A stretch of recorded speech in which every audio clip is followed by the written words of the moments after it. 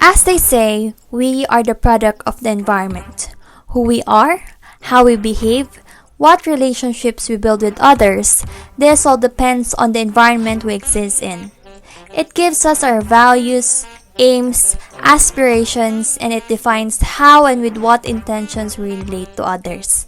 The society influences interaction of its members through the establishment of norms, which are a set of standards of acceptable behavior by groups. This shows that social systems have the power to transform human relations. For example, public education is a kind of social system because it attempts to unify people by providing quality education, which will allow them to participate in and contribute to the economy, thus strengthening the overall society. This statement also applies to our home country, the Philippines. For the past centuries, we have been colonized by different countries like Spain, Japan, and America. Each era has brought different norms, rules, and traditions that have made a massive impact on how Filipinos live in the past and the present. In this discussion, I want to take a glimpse of how our ancestors lived and established their human relations during the Spanish and American colonization. When the Spanish arrived in 1521 and controlled Philippines until 1898, free access to modern public education was made possible through the enactment of the Spanish Education Decree of December 20, 1863 by Queen Isabella II. Primary instruction was made free and the teaching of Spanish was compulsory. It was mostly run by the Catholic Church, so they were very effective in evangelizing the Catholic region to the Filipinos. During the American regime, the American military forces began to establish schools. Through its instrumentality, American style education was adopted in the Philippines, resulting in an impact which had affected Philippine life and culture during and after the colonial days.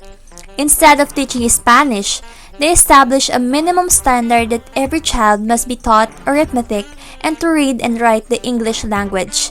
Therefore, it is not hard to explain why English became a common language among the Filipinos. Today, this language has helped the country to communicate with other countries to create a better connection and build camaraderie.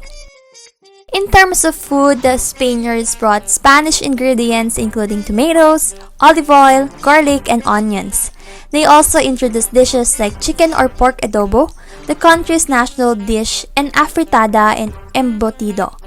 The impact of the Spanish influence on local cuisine is very much evident during the religious feasts, especially at Christmas. Family, friends of friends, and total strangers are welcome in the homes of the Filipinos to partake in the spread of dishes that are cooked only on special occasions. While the Americans influenced Filipinos with iconic American food like burgers, as well as canned meat like corned beef and spam. When we talk about religion, I think this is the most successful influence of the Spaniards. Today, at least 83% of the total population belongs to the Roman Catholic faith. During the American colonial period, the Catholic Church was established as the state religion, giving Protestant missionaries more opportunities to enter the islands. Economic and political institutions were also altered under Spanish impact, but perhaps less thoroughly than in the religious realm. Spain established a centralized colonial government in the Philippines, while the U.S. focused on the training of Filipinos for self-government and ultimate independence. This video may have focused on the positive impacts of colonization, but it does not erase the mistreatment of Filipinos, harsh labor for them, and other things that they have made our people suffer. However, I find it interesting that our values are still deeply connected to what they have taught to our early ancestors. I've learned a lot of our cultural roots and how human relations have evolved over the years. Although the Filipinos have suffered during the Spanish and American regime, I still think that they have strengthened our cultural values and independence to bring greater good to our homeland.